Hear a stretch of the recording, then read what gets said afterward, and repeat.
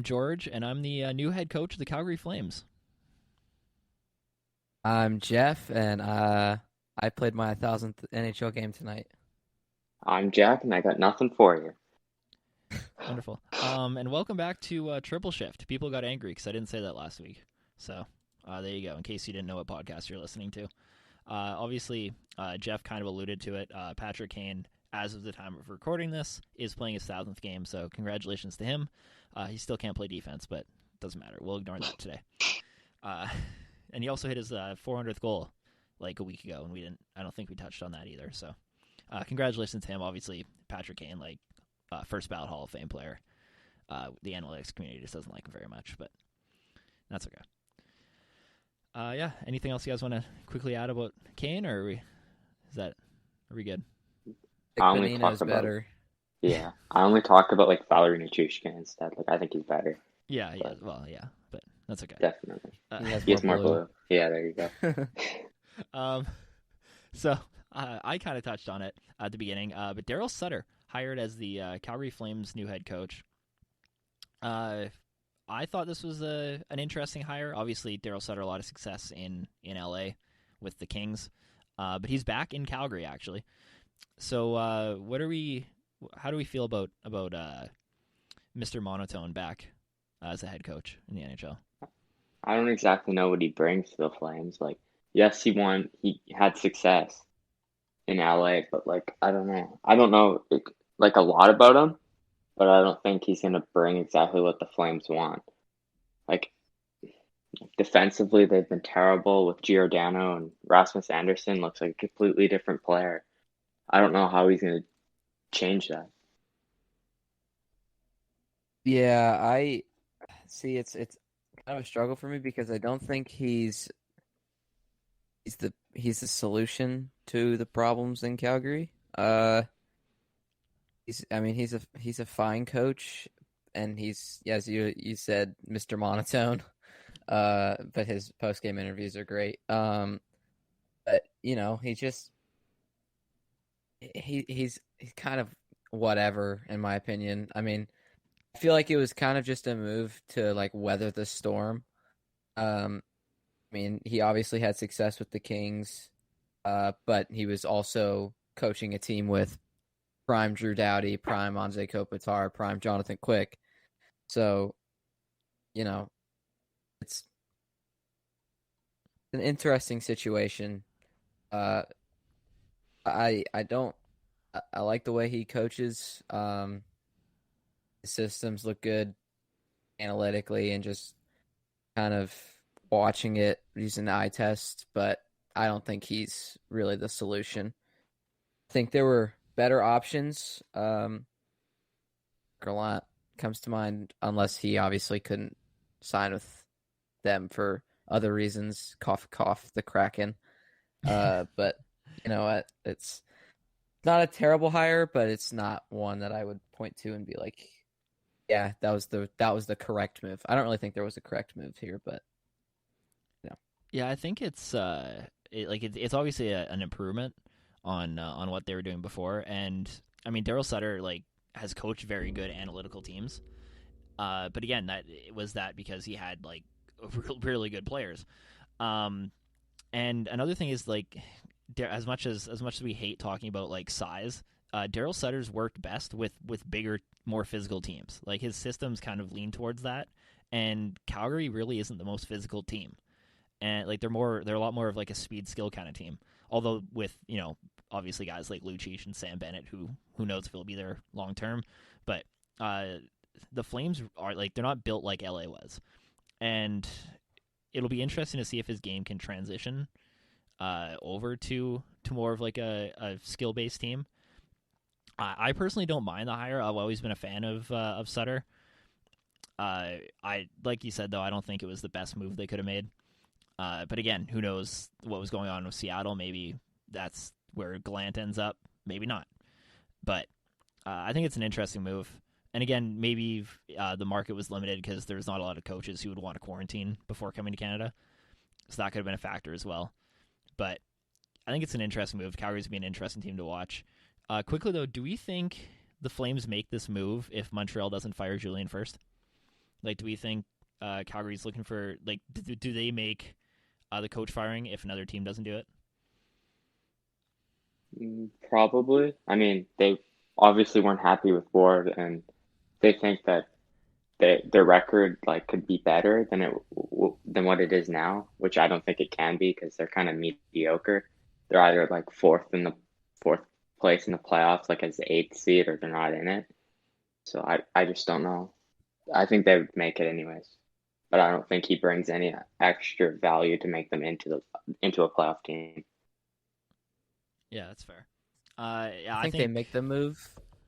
Sorry, I think they make the move, but I think they make it later than this. Just because the thing I read somewhere, it was like if it could be a bad choice not to let Jeff Ward go. If voice crack there. If if if Montreal gets some momentum or whatever the case may be, where they start winning games, then it'll be a bad look on Trevling that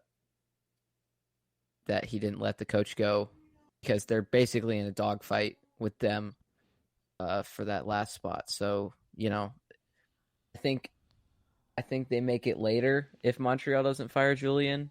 I do still think they make it. That's fair. I mean, it does look like those are going to be the two teams fighting for the final spot, because Toronto's obviously pulled away, and Edmonton and Winnipeg are looking really solid in 2 and 3. So I really think it's going to be between Montreal and Calgary for that final spot, and I don't think that was unrealistic going into the season. So that division's kind of worked out sort of how we expected. The next thing that the NHL announced is, once again, trying to change something that I don't think really needs to be fixed, but that's the draft lottery. They put out, this was, I guess, reported, the new changes, so I'll just read it. There's 3 of them. The first one is that teams would be limited to no more than 2 lottery wins in a 5-year period, so no more Edmonton Oilers winning every other year.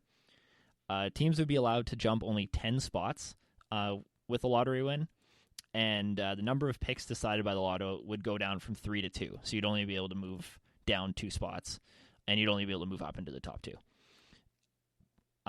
What do we do? First of all, do we think the NHL had to change the draft lottery, or where are we on that?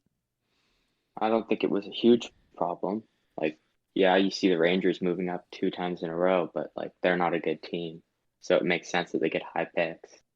I don't know if they deserve like top 3 picks in 2 back-to-back drafts, but in general, I think it fixes some problems for lower seed teams and stuff like Detroit, how they were last and they got moved down to 4th. Now they can only go down to 3rd. I think it helps a little bit potentially. Yeah, I mean, Steve Yzerman clearly knows you can never draft anybody good with the 4th overall pick, so that's why he's angry about that. But Jeff, where do you stand on the proposed draft lottery? I don't know. I have mixed feelings on it. I think watching the Edmonton Oilers get so many first overall picks and destroy almost all of them is annoying. But I can't really say much on I'm a Predators fan. We destroy forward talent. That's kind of our thing. But it's. I don't think it necessarily needed to be changed, but if they wanted to change it, I'd much rather prefer the gold plan, where like lottery teams have to try and win the first overall pick. I think that eliminates a lot of problems. I mean, there's obviously more to the gold plan than that, but I think the basis of that is just much better than whatever the hell this is, Yeah, this really seems like the NHL's attempt to negate the whole play-in team winning the draft lottery, which is like a once-in-a-century event. And, of course, the NHL had to immediately jump on that and be like, oh, we can't have that happen again. Like, I don't think, as much as Red Wings fans were pissed about losing the first overall pick, I feel like the pushback would be significantly less if it would have been like Buffalo, who moved up, who had the worst odds of teams who weren't in the bubble. I feel like we wouldn't really be having this discussion, but because it was, a playoff team got the first overall pick, all of a sudden we have to completely change the format for one of the craziest like circumstances ever. And I honestly haven't seen. I've had an issue with the way the draft lottery has been post McDavid draft. I feel like bad teams are winning top spots, and it kind of disincentivized tanking. And as much as I do like the like propose, I guess the NBA was the first one to propose it with like the tournament to get the first overall pick. I feel like there's not a lot of players who would actually like give a crap about that, and that could be another issue. Although I think that'd be really fun to have like a tournament style play in for the number 1 overall pick. I just don't see players really caring, especially like pending free agents. They're gonna be like, well, why am I putting my body on the line for a team that I'm not going to play for in 2 months? But in concept, I think that's a really cool idea. I just don't think this had to be changed. I really don't think this was an issue. I think the NHL has way more pressing things to deal with, and the draft lottery really wasn't a problem. But, of course, one of the worst teams in regular season modern day history falls from 1 to 4, and people freak out. So I don't think it was that big of an issue. I don't think this was necessary, but it's the NHL, so we're going to fix problems that aren't there. I was going to say this. I feel absolutely terrible for Red Wings fans. So do I. Legit. I feel absolutely terrible for them. I mean, granted, he still got a good pick out of it, but not Alexi Lafreniere, you know? It's just, I mean, the 2020 draft class was insane, so they were going to get a good guy no matter where they landed, but Lafreniere is Alexi Lafreniere, so, it's just, it sucks to see, and it, Twitter was blowing up when that happened. I mean, they have Yzerman as their GM, and then they have Sider and then Raymond, and they're probably going to draft like Matt Beniers this year. Can't feel too bad for Red Wings fans. They have a good future. I want Matt Beniers. I don't want the Red Wings to I get. I don't want the Red Wings to get. I don't, as much as this year's draft class is all like very up in the air, I would love a Matt Beniers or Eklund or Grant Clark. I would. Those three would satisfy my needs. I mean, I guess it wasn't really a topic for us, but I guess we can quickly talk about the idea of holding this year's draft next year, right before the 2022 draft, which again is the NHL fixing a problem that I don't really think is necessarily there. And it just kind of seems like a weird decision to push the draft back. Do we agree with that? I mean, I can see a standpoint where like they haven't got enough scouting and a lot of the players haven't played enough games, but I don't think it's really necessary to push a draft back. And in most years, you'll have players that bust and players that are surprising. So I don't think it will change much in a draft standpoint. Yeah, I'm gonna agree with Jack. I think maybe I've seen some different solutions around the Twitterverse and hockey Instagram, the most intelligent places to get all your hockey information. But I've seen some stuff like, have the first round or have the first 20 picks and then delay it because the bottom, like the other guys just haven't played as much. And you're scouting that's the upper echelon guys.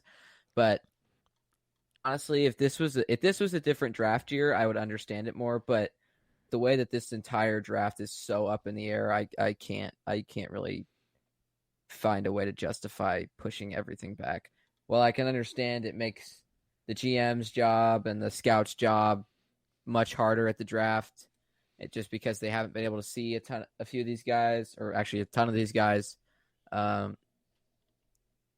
It's for one, it's money for the NHL, viewership, all that stuff. I don't think they want to lose that and sacrifice the two separate events. But also, I mean, it's a draft, and while draft picks are inherently hit or miss most of the time. I mean, obviously there's guys that are good and will pan out more than others, but it's all potential and it's all what you see. It's kind of relative, I guess. Yeah, I can just hear the excuse from Sabres fans when they draft 6 AHL level forwards this year, and it's going to be, they didn't play an extra 10 games in the juniors this year, so we weren't able to fully scout them, and They'll, it's nonsense. They should just hold the draft, like really. they'll get first overall pick and draft Owen Power, and then just because he's a big man, and then he'll bust, and then they'll be mad. It's like, oh, he didn't play enough games in his draft year, so we weren't able to properly figure that one out. So moving into, I guess, the main topic for today, the trade deadline is a little over a month away. It's April 12th.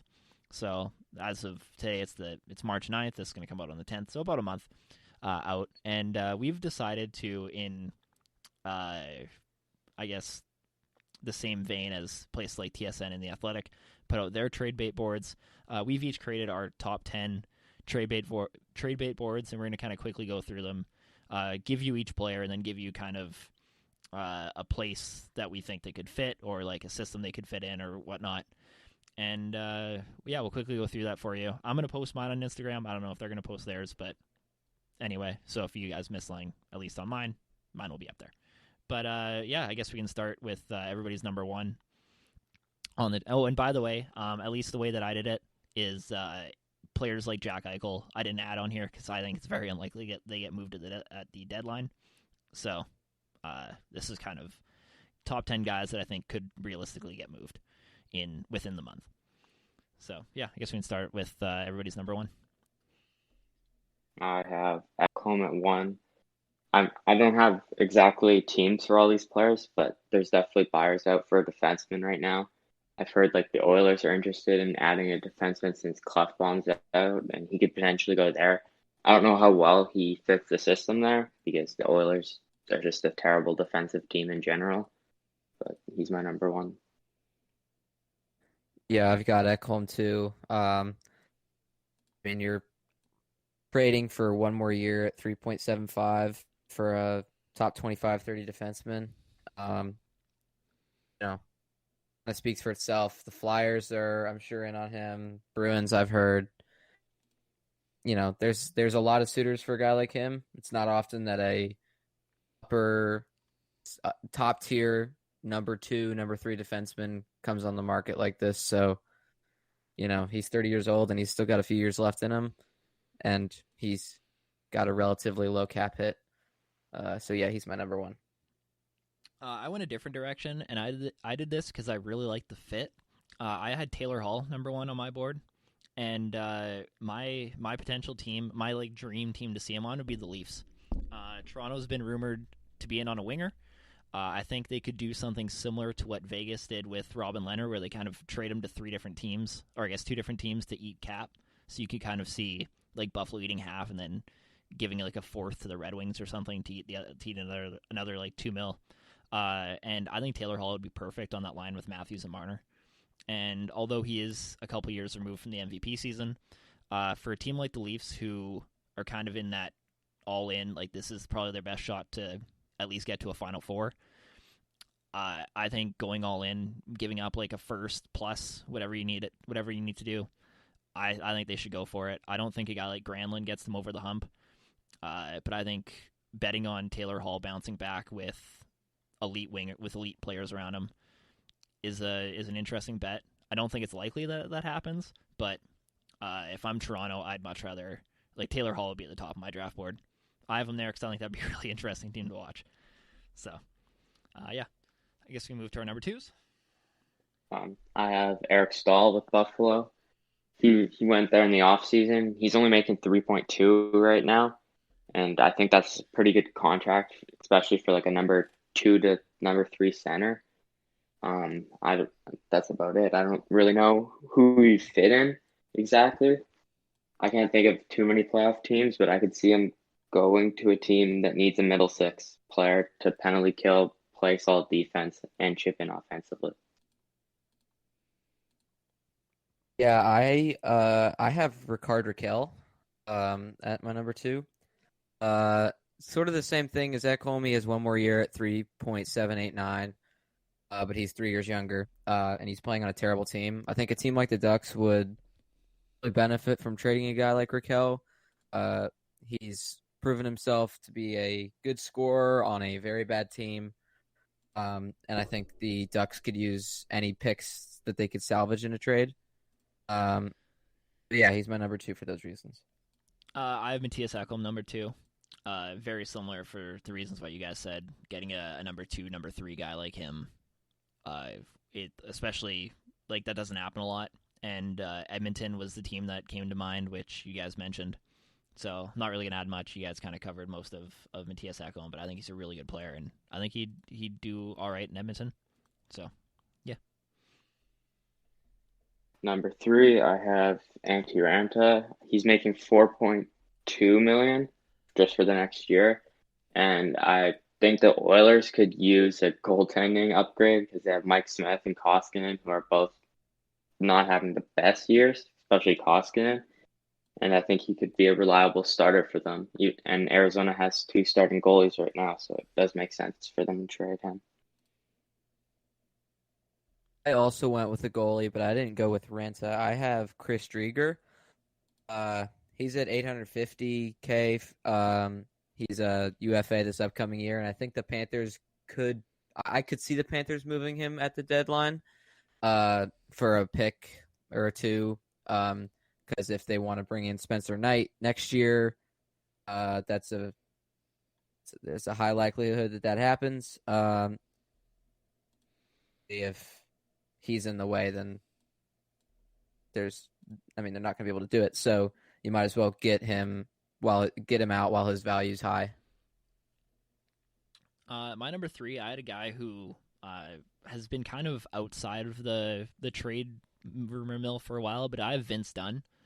I still think it's a really interesting name. Whether the Blues are still kind of shopping around or not is kind of up in the air.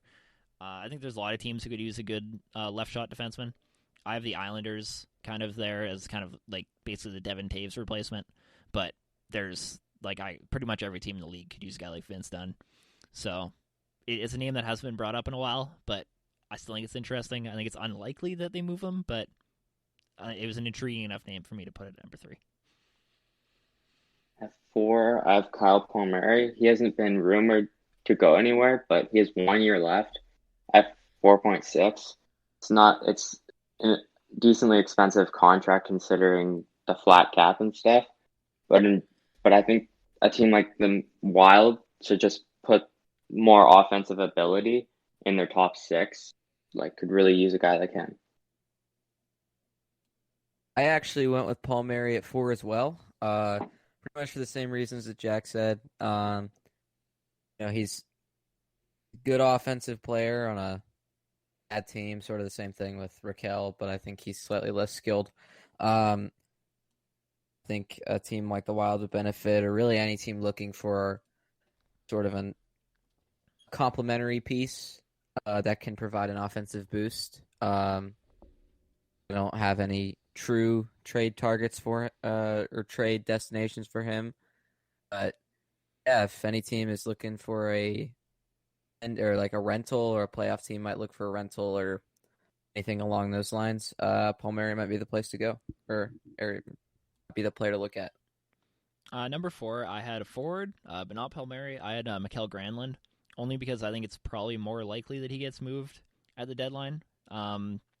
And again, just a solid kind of borderline top, probably a middle 6 forward on a really good team.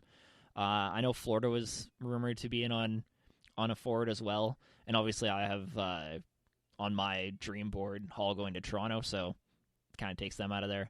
But I still think he's a really serviceable player, and kind of very versatile guy. He can play center, play wing, and that kind of seems to fit the model of what the Panthers team this year in general has been. So it's an interesting name. I think he's just more likely to get moved, and that's what I have him for. At 5, I have Savard. I think the Islanders would be a big target for him, considering they did lose Toews this offseason, or Taves. But I just at 4.2, not the best deal for like a number 3 to number 4 defenseman, but they could really use some defensive help. And right now they're first in the East Division. I think he could be a potential fit with Columbus completely being absolutely just terrible team. Yeah, for my number 5, I had Travis Dermott. And it's not necessarily that I think he'll be the key part of a trade, but rather a guy that's likely to be moved for a player like Mikhail Granland as a possibility, or another offensive player that Leafs are looking for. He has close to league minimum cap hit. He's a good depth defenseman. He's young. I think he provides a lot that certain teams are looking for. The Predators are a good spot for him. They're trying to get younger. They need depth guys, especially with the injuries they have now. I think he could be a part of a bigger trade, and I think that makes him more likely to move. So I think that's why I have him at my number 5. Number 5, I also had David Savard. Similar for the same reasons as Jack said. I think he's a really good second pairing kind of guy. Really solid defensive player. Just in his recent career. I think Winnipeg would be a really good fit for him if they can make the cap work. The Jets desperately need defensive help, and David Savard on that second pairing, I think really helps them. Their right side isn't the strongest, and just getting Hellebuck some kind of help. Similar to Toronto, I think this is probably going to be their best shot to do something, and just trying to load up even minimally would be helpful, although they'd have to make the cap work. But I think he's a really intriguing name. I have Granlund at 6. He was rumored and has been rumored consistently for the last few weeks that Nashville's looking to trade him. He's a skilled middle 6 player. I'm not exactly sure what teams could benefit from him, considering how much value just a player like him brings for the rest of the season, but I definitely think he could help. My number 6, I have David Savard. Just a spot lower. I think a guy like Savard, while Columbus's defense is performing very well, Werenski has been out with an injury for the last little bit, and even when he wasn't out with it, he didn't look all that great. Seth Jones in January looked absolutely garbage. I could go on for hours about how terrible he looked, both analytically and eye test wise. Yes, people, I do watch games, and I do watch Seth Jones. Watched him since he came to Nashville, so sorry about that. Time to ruin your dreams. But yeah, I have Savard just because, for the reasons you guys explained. He's a solid number 4, number 3 guy that I think teams looking for just a bolster to their depth on defense. I think he'd be a really good addition. He's been pretty consistently good over the last few years. He's been fun to watch too. He's a physical guy. He could be a good partner for anybody that they choose to play him with. My number 6, I had Chris Strieger. I think he's an interesting name, although I don't know how willing Florida's going to be to move him, just because of the success they've had this year. This might be their shot, and moving him just to rely on Bobrovsky for a playoff push seems questionable. But I do think the market will be there, and the incentive will be there because of the Seattle draft. If he keeps playing really well, I think Seattle could take a look at him if he's exposed. So losing him for nothing, they kind of have to weigh that out if the right offer is there. I have Chicago as a fit. I just kind of tried to look for a team that might need a bit more goaltending stability. I don't know if you believe in Kevin Lettinen for a full playoff run on his own, so getting him some support might not be bad, but you can really pick any team that needs goaltending help or goaltending stability. But I think he's an interesting name. I don't know if Florida bets on moving him, but if they do, I think he deserves to be on this list. Kevin Lettinen.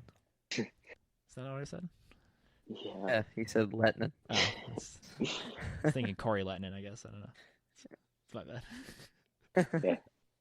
At 7, I have Holla from Nashville. He's making 1.75 this year.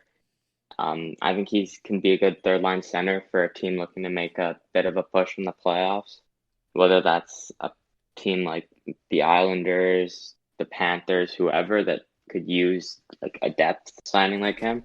He did recently have, or in Vegas had like 56 points one year. So I think he can be a good middle six guy potentially. My number 7, I have Dylan Strom. A little bit off the board on this one. I think he could be just another guy that could provide some solid third-line offensive presence, if not top 6. Slot him in on a rebuilding team, and he'd be top 6. It's a relatively low cap hit. I mean, $3 million you're paying for 1 more year at $3 million. I think he could offensively, despite not being the greatest at defense. He's really young at 23. Kind of the same thing with Dermott, except obviously much bigger cap hit. And I think he'll be the centerpiece of a trade rather than the secondary item. But yeah, I mean, he's shown that he can produce offensively, and I think a team looking for that, it could be Nashville, could be the Wild, could be any team looking to bolster their offense like we've been talking about. Not getting a ton, but you're still getting something, and he's a young guy, so I think he's got room to improve, and I think he could definitely do that in the upcoming years. My number 7, I had Cal Palmieri, for very similar reasons to why you guys did. Although, like I said, when I brought up Granland, I just think he's less likely to get moved because of the extra year on his contract. Although that might be enticing to some teams. But yeah, I think he could be a really good, like borderline top 6, probably middle 6 guy on a playoff team. I had Washington as a fit, very similar to kind of the role they played Ilya Kovalchuk in last year, where he's just kind of bouncing around the lineup. But really, there's plenty of teams where Cal Palmieri would fit really well in, and yeah, I think he's a guy who might get moved depending on where the Devils feel they are. But Well, at 8, I have Tanner Pearson. I don't know exactly how many teams are looking for that's like a third line player, but I think he could really boost a line on like playing in the third. Looking for a suitor, potentially the Jets, if they want to have a better offensive bottom 6, even though it's pretty good defensively. He's making 3.7 for the rest of the year, and Vancouver's having a terrible year. So I definitely think he's a guy that could potentially be moved. Number 8, I have Granland. Like you guys said, as a Nashville fan, I get to watch him every night, and he provides a lot. He's a really gritty player. You might not think that when you look at his size, but he plays a bigger game. He likes to get in the dirty areas. He stick checks a lot. He plays good defense. He's on the penalty kill. He's on the power play in front of the net. He's basically an all-around guy. His analytics are fairly solid. I think he'd do well with the Leafs. I don't know if he's the prime target for a guy like Dubas. I think he could really provide some value to a top 6 somewhere in the league for a playoff team. He could also fetch a decent return for Nashville.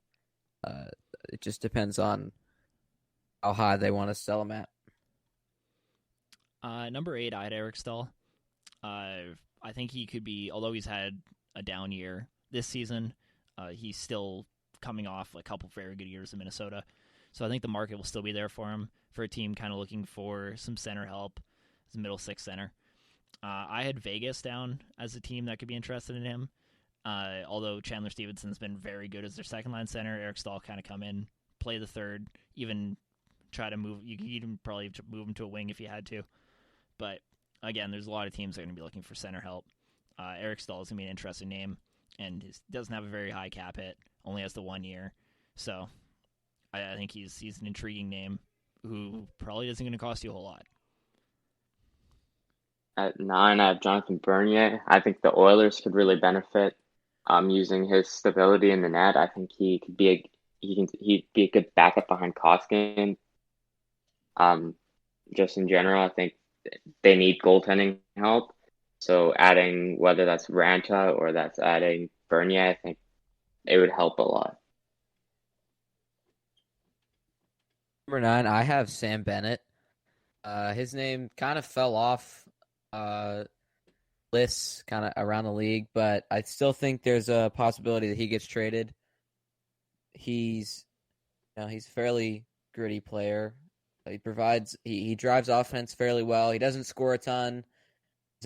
He's a good depth player. He's a guy that you can slot in on your third line and expect some form of production, even though he hasn't had the greatest year this year. I can't exactly remember the take, but the Leafs should trade for him for, what was it, like Mitch Kerfoot Marner and Robertson. Or Nick Robertson. Oh yeah, Kerfoot and Robertson. That's right. Yeah, that definitely sounds like a fair trade to me. I'm just kidding. That's terrible. You need the grit. The grit's the most. Toronto's too soft. Exactly. They don't throw their hits per 60 are terrible. That's why they're knocked out in the first round all the time. Yeah, exactly. That has nothing to do with shooting like 2% in the playoffs. Oh, nothing to do with benching Matthews in Game 7 or anything like that. But yeah, I think even though he's not the greatest scorer of all time, or he's not going to provide you with a ton of points, I think he still does give you a solid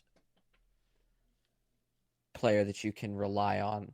Like he's very consistent in his role when he's allowed to play it, even in a system like Sheldon Keefe's or the Wild system or something like the Islanders, where he can play some defense and sort of produce offense. I think Sheldon Keefe's is better than all of them, but for him at least. But I think he could fit well in like in a depth role for a playoff team somewhere. Yeah, my number 9, I had Antti Ranta.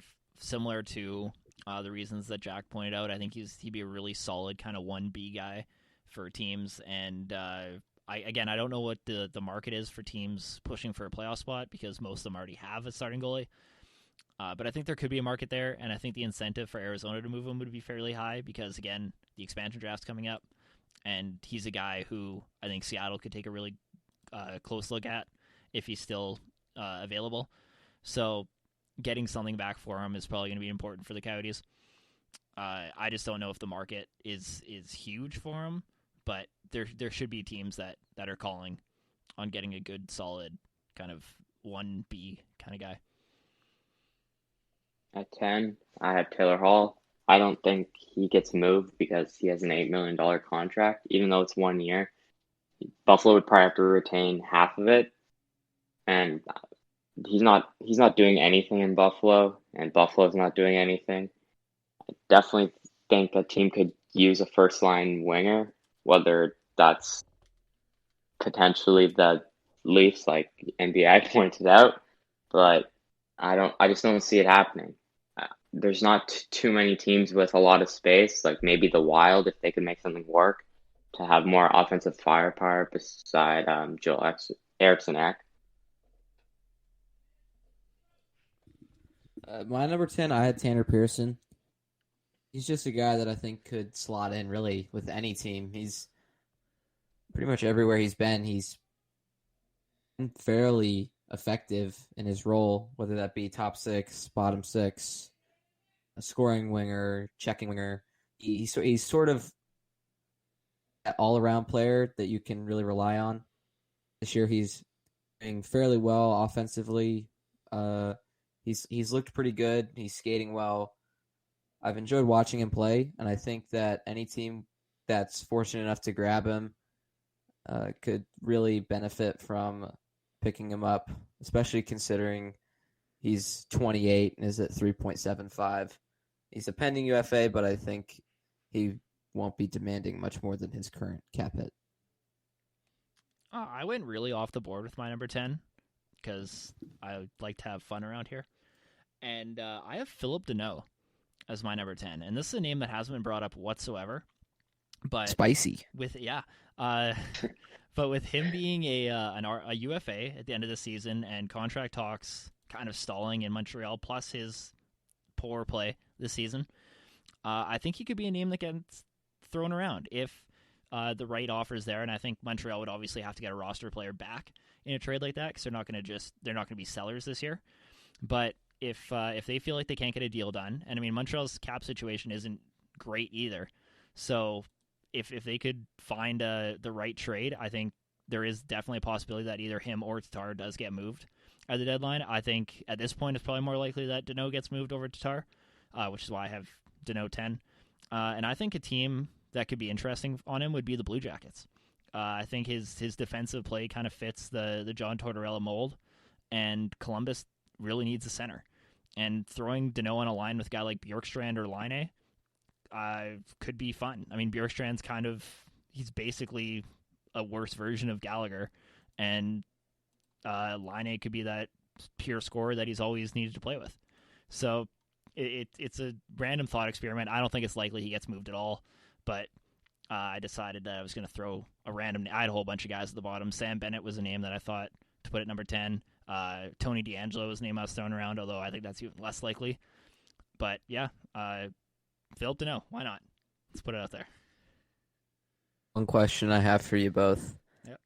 If contract talks between these two parties stall, do you think that Dougie Hamilton could get moved? No. I think he's too big of a name. That's the. I was gonna put this out there. That's the answer I was expecting, but I figured why not ask it. I think it's a very interesting idea. I just think Carolina's too close to winning a cup this year for them to do that. They'd almost keep him just as their own rental at that point. I mean, the hockey men of the world actually don't really like him, even though he's a 6'6" guy. But I just think he's a top 3 defenseman in the NHL. So I don't see him getting moved, especially with how good Carolina's been playing. Yeah, I think if I don't either, bubble, for the record. If they were on the bubble, I think it would be an interesting idea. But they're too good right now. I can't see them risk again unless there's a really good hockey trade that comes up. But those don't happen during the NHL season. So, especially not during this season. Yeah, exactly. Doubt something happens. Mind you, we saw the Pierre-Luc Dubois for Patrick Laine swap. So things. It's true. We're living in a simulation. Yes. I guess now we can move on to the game for today. And it's my turn to come up with the idea. And I had a couple ideas floating around, so stay tuned. But for this one, this game is called Name That Team. And how this is going to work is it's going to be kind of like a shootout style game where you guys are going to go back and forth naming teams. And so what's going to happen is I'm going to give you guys a player. And these are all from like the top most teams played for in the NHL list. So all these guys I think have at least played for 8 teams in the NHL. Yeah, they've all played for at least 8. They're all like well-known names. They're all modern names. I didn't pull out like some guy from the 40s. So they're all like they should be. You should be able to get a couple at least. So how it's going to work is one of you guys is going to start, and if they get it right, then the second person will go, and you guys just keep going back and forth like that until one of you guys gets it wrong. But like a shootout in the NHL, if the first person gets it wrong, the second person still has to get it right. So if they both get it wrong in a round, then we just reset and we start back up again. But if the first person gets it wrong, the second person gets it right, the second person wins. I hope that kind of makes sense. And yeah, so we're gonna go through the list. You guys are gonna swap by naming teams. If you guys get through all the teams, which I think is unlikely, then neither of you guys win that round, and it'll be the first person to get 3 or I think I have 7 names here, so best of 7, or 3, whatever happens first. So, I don't know. I hope that was clear. Do you guys have any questions? We'll figure it out as we go. Yeah. So that's what I'm going with. All right. I'm gonna get there'll be I guess you'll have 10 seconds to name a team. And if you guys repeat teams, then that'll also be incorrect. So you guys have to kind of keep track in your heads what teams have been named. If that makes sense. All right. So we're trying to name the teams. Yeah. So I'll give you guys okay. Yeah. So if I say Team Mussolini, then one of you guys would say Anaheim, and the next person would say Winnipeg, and then go back to the first person. They'd say Colorado. And then if the next person doesn't know, then they'd get it wrong and they'd be out. Gotcha. All right. Okay. Now I get it. Makes you guys don't have to go in order from the teams they played with. And if a guy played for 2 teams, if a guy played for the same team twice, Ryan DeZingle, for instance, played for Ottawa twice, they're only on the list once, so they didn't count as a second appearance doesn't count. Okay. So first of all, let's figure out who's going first. So I'm thinking of a number between 1 and 10. Let's throw out a number. 6. All right. Well, the number 9. was 6, so it doesn't matter. That's just wonderful. So Jack will go first for the first one, and then we'll just kind of alternate as we go along. So the first player on this list is the guy that holds the record for most teams ever played for in the NHL, which is Mike Sellinger with 12 teams. So Jack, you get the first team call. Islanders. The New York Islanders is correct. So Jeff, it's over to you.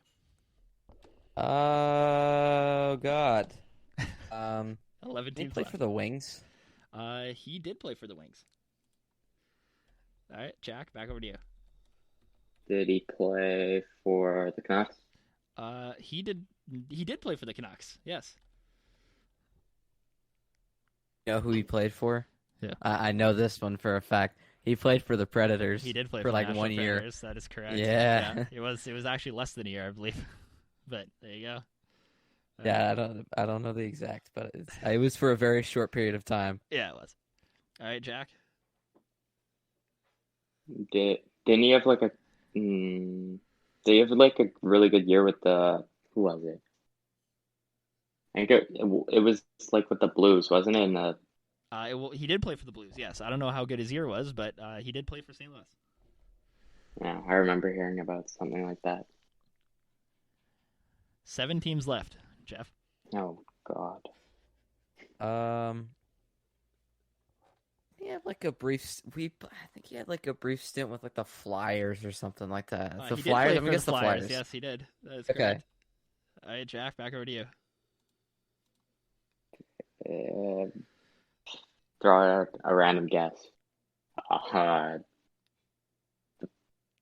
Tampa Bay. He did play for Tampa Bay. That's also correct. Right, Jeff, you got to get it right. 5 teams left. You gotta be kidding Mike me. Sellinger. Oh my God.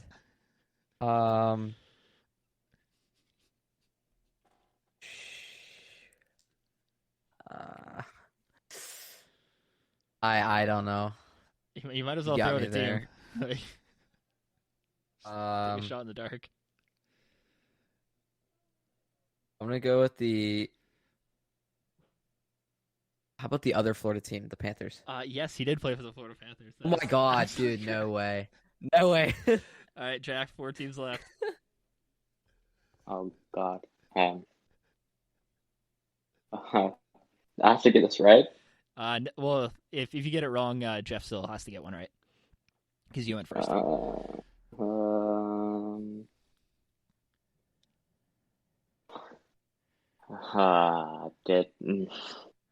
Just gonna throw out a random name or team name.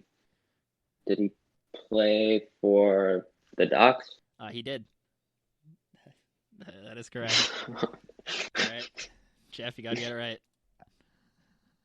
3 Yeah, teams I'm left. out on this one. I'm out on this one. I don't know. I mean, Just throw out a throw out a name. team. You can't be any more wrong than saying you don't know.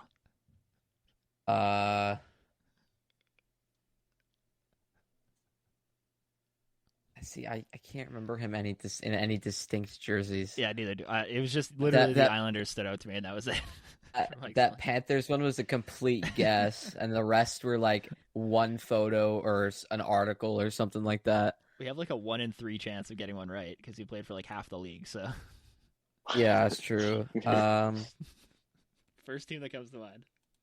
Guess the Ducks. See.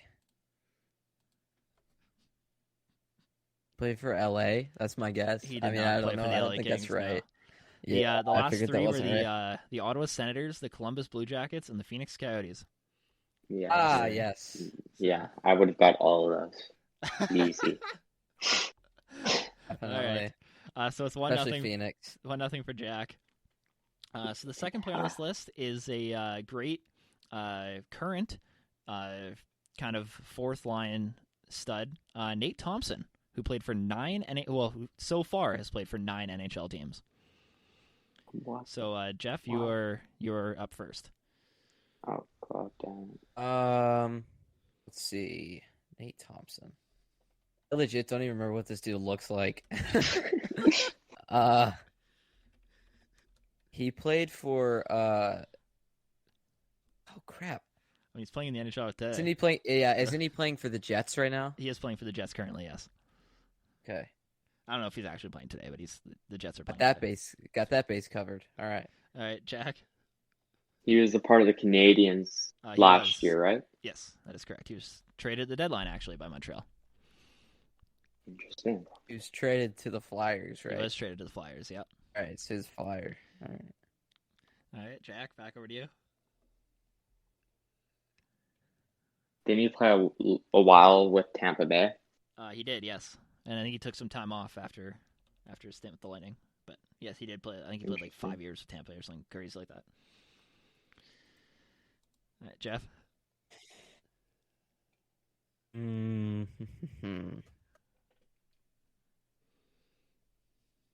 He played for Anaheim for a little bit. Yep, he did. Okay. All right, sweet. All right, 4 teams left. Wasn't he drafted by the Bruins? I don't know if he played a game in their jersey. He did play for the Bruins. I'm not sure if he was actually drafted by them, but yes, he did play for Boston. I remember he was drafted by them. I don't know if he played a game for them, though. Well, he did. So there you go. Yeah, let's right. go. Jeff, got to. Actually, you don't have to get it right because Jack would still have to get one right. But 3 teams left. I'm not 100% sure on this, but I'm gonna guess. I vaguely remember reading something on this. Didn't he play for the Kings? He did. Yes, he did play for the LA Kings. All right, Jack, you got to get it right. I'll start the name. Did he play for Detroit? He did not play for the Red Wings. The final 2 were the New York Islanders and the Ottawa Senators. Yeah.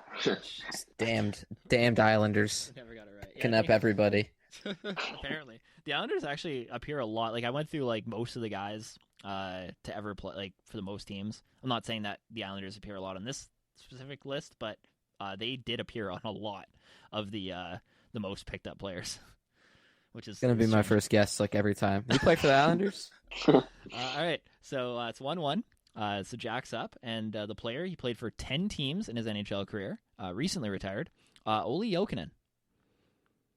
He played for the Panthers, right? Yep, he did play for the Florida Panthers. Absolutely correct.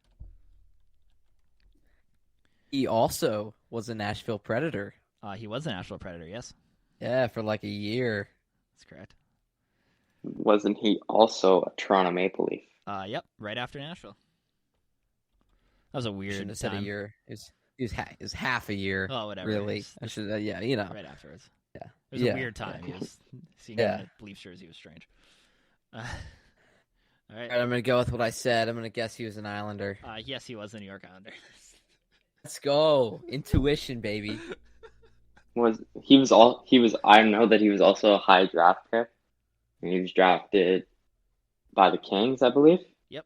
I remember that from Chow. NHL, there you go. Perfect. All right, Jeff, over to you.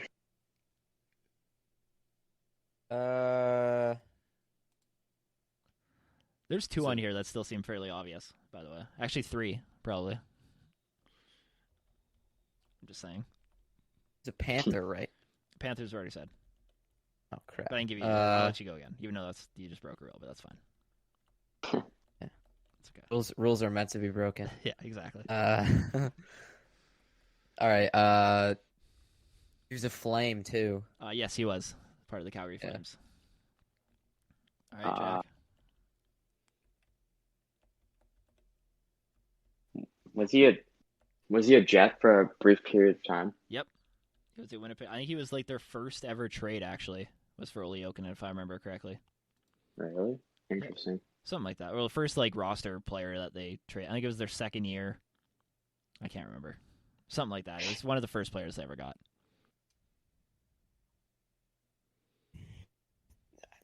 I don't know if this is right, but he play in Calgary or not Calgary. I don't know why I said Calgary. Phoenix. He did. Those ugly yes. jerseys. Yep. Yeah. Right after Florida. Yep. All right, 2 teams left, Jack. Can we get through with all of Olli Jokinen? This would be wild. No, I don't He think deserves so. it. I don't think so. Trying to think of where he retired. I would have never got either of these. Just throwing that out there. Where do you? I'm lost. I don't know. Let's throw out a team. He played for the Wild. He did not play for the Minnesota Wild. But Yeah, although you went first, so Jeff still has to get one of these right. So, kind of sucks for him, but Yeah. he'll just pull it out of his Jack, ass and get throw it. me a bone here, man. It's 2 teams left. Olli Jokinen. Oli. Come on, Oli. Harnessing his energy. Let's see. I'm not sure either. Let's see. Let's see as he opens Hockey Reference. And I'm trying to. I'm browsing my memory banks actually. No,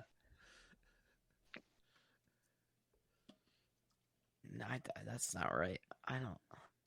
Throw out a name. Yeah, no, I know. I'm trying to think.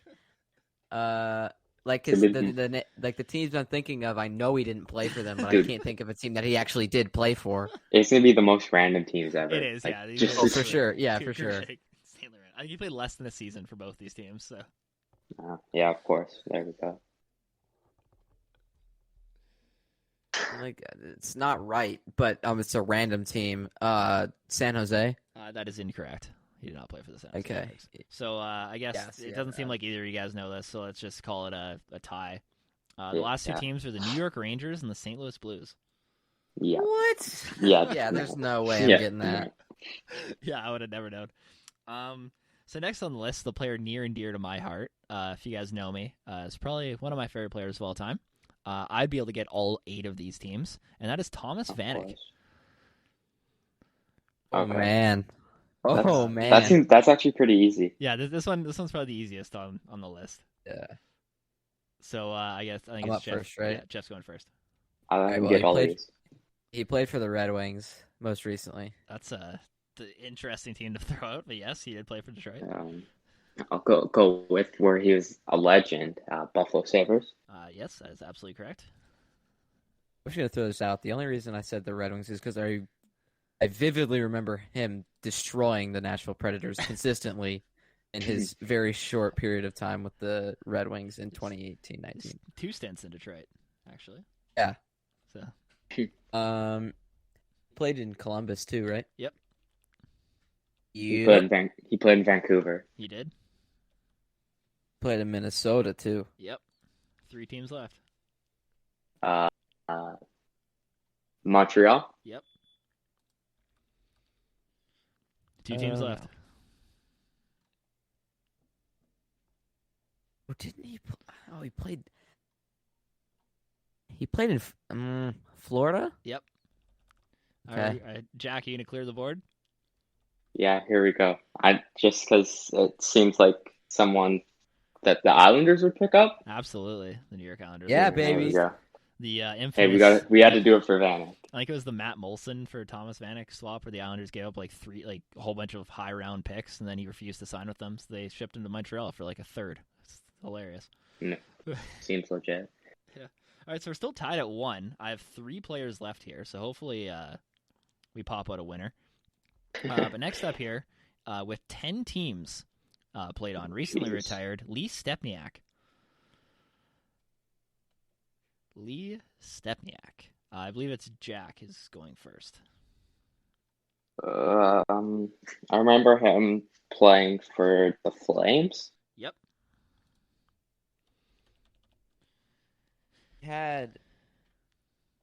He played for Boston like twice, right?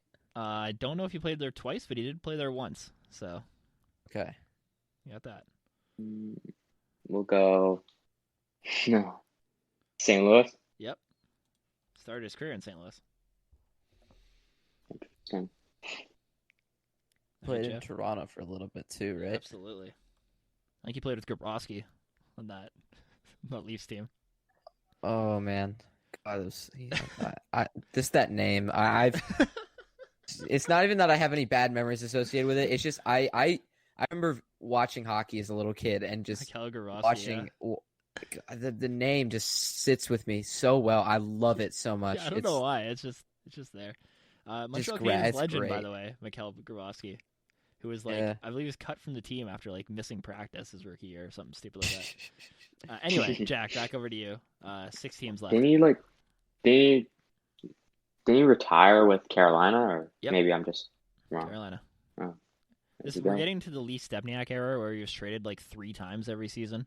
So it's all very short stints, but 5 teams left.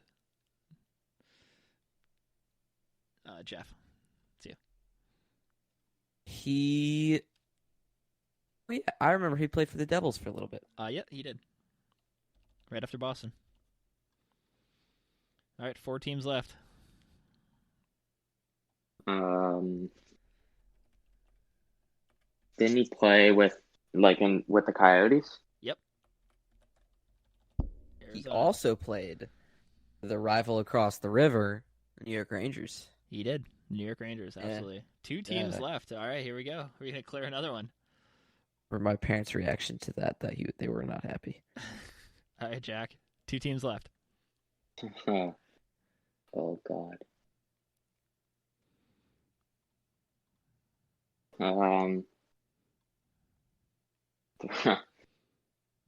Throw out a random name, I guess. Go Penguins. He did play for the Pittsburgh Penguins, absolutely. All right, Jeff, to clear Oh, the board God. and survive. 1 team left. Of course. This is a trade deadline acquisition. I'll give you that. Oh, big Of trade. course, I don't know this. This is a big trade, probably. You got this. Yeah, no, it's gonna be a trade that I for sure don't know. I hate everything.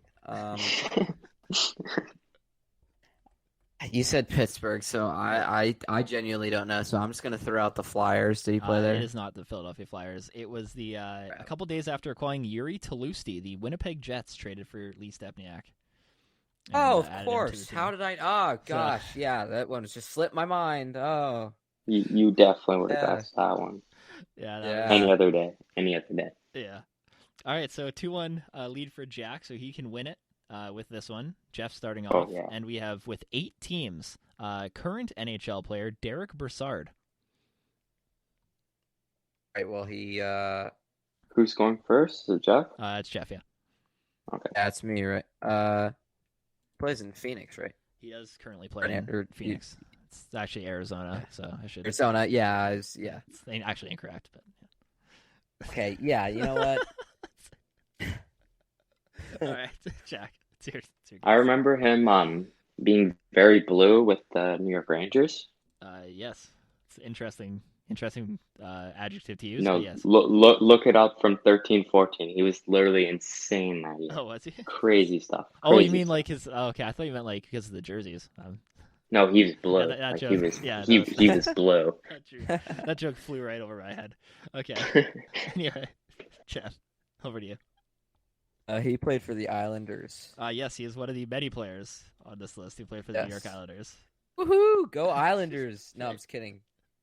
Oh, I remember him playing with the Avalanche.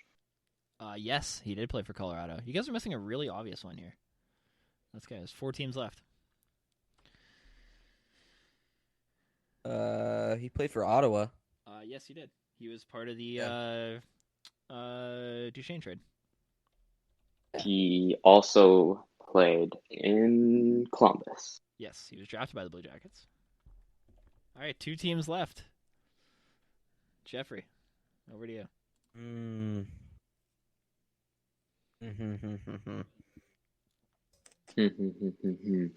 Let's see. Hmm. You know what? Hey, don't criticize my thinking.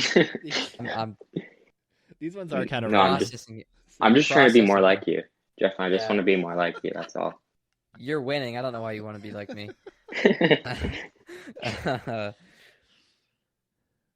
He played. Oh wait, yeah, he played for Florida, right? Yes, he did play for Florida. Yeah. All right, so to Uh, clear the board for the second time today, Jack. The Senators traded him to Pittsburgh. I know that. Yep, Pittsburgh Penguins. There you go. You got all 8. So it's going to come down to the last one here. So either Jeff will tie it, and I have to quickly come up with a tiebreaker, or Jack will win it with either a W or just nothing. We're going to go back a little bit further into history this time, but this guy's a Hall of Famer, so I think that's fair. It is Paul Coffey with 9 teams, which really surprised me Yeah, he was really good. because I know 2 of them. He played for 9. That's it. Played for My- 9. He played for 9 I- teams. Oh God. I feel bad because this is like my dad's favorite player, Oh, that so I sucks. think I should get a lot. Yeah, I knew he played for 2 of these teams. So The question, Jack. Which year did you say that he was really good analytically? Like blue. He's very blue. To quote you. I think it was 13-14 or something like that. 14-15. Whenever he was with the Rangers. He was very blue in 14-15. That was when Yeah. There you go. between those 2 years. Yeah, he was Isn't that the very, year very, that, very good. they went to the final? It was 14-15? The Rangers. Yeah. Yeah, they lost to the Kings. Yeah, I think that was 14. Yeah, I'm pretty sure it was 14-15. Yeah. That was Anyway. no. That was 13-14. Oh, okay. What?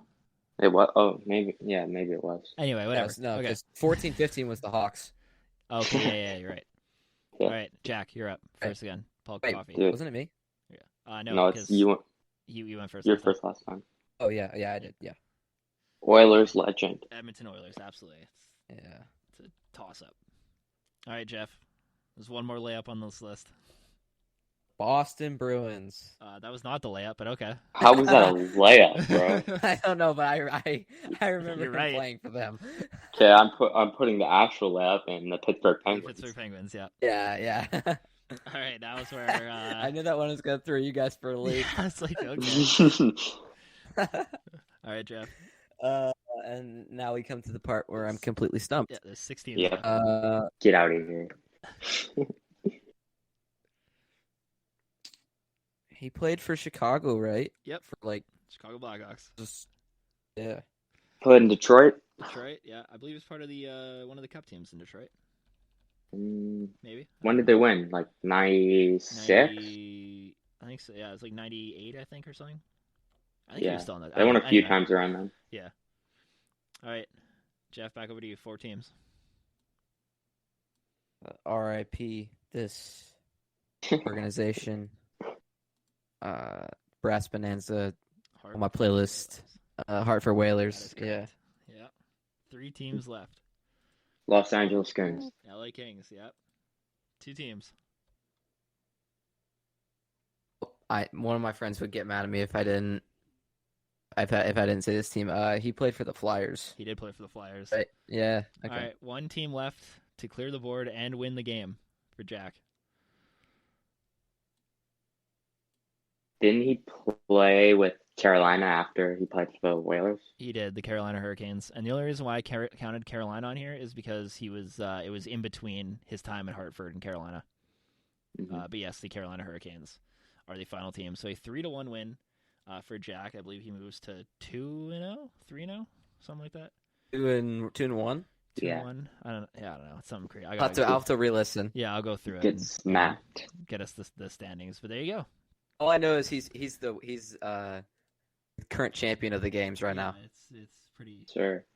I clutched out that last game last week. Yeah, if you guys didn't, if you guys listened Yeah, I last know. week, it was pretty wild. But yeah. So anyway, where can they find you guys? You guys can find me at NHL_analysis_ on Instagram. I write for Last Word on Sports, and I'm a Preds writer for Hockey Writers. Currently working on a piece for them right now, so stay tuned. But yeah, I have my own Substack too. It's just NHL Analysis. Just look up NHL Analysis Substack, and you should find me. I have some pieces on there. But yeah, that's where you guys can find me. You guys know how I like to keep it short and sweet, just like myself. Find me at Puck Analytics. Just nowhere, just Puck Analytics. I love it. And you guys can find me at MBI Hockey on both Instagram and Twitter. So yeah, thank you guys for listening, and we'll see you guys next week.